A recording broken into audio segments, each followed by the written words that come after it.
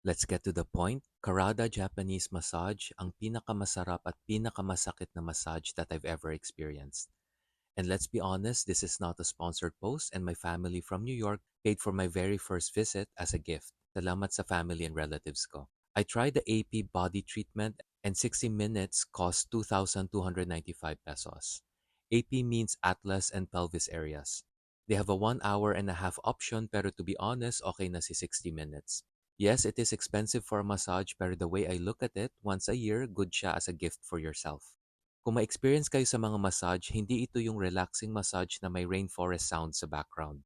Please note na intense massage ito, more of stretching siya actually.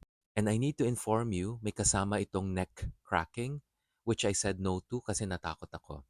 I'm informing you that you can ask the therapist to not include that part. Pero the rest of the massage, I was absolutely okay with.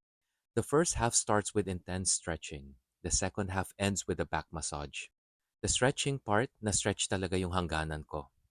The second half naman, better pero may sakit pa rin kasi yung pindot-pindot sa back meron pa rin. Pero less painful na, parang ex ko habang tumatagal, less painful na ang memory. By the way, mabait at magaling ang lahat ng staff, nag-enjoy din ng senior citizen parents ko, kinaya naman nila ang massage.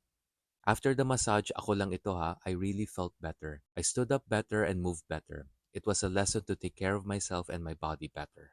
Click follow for the next story.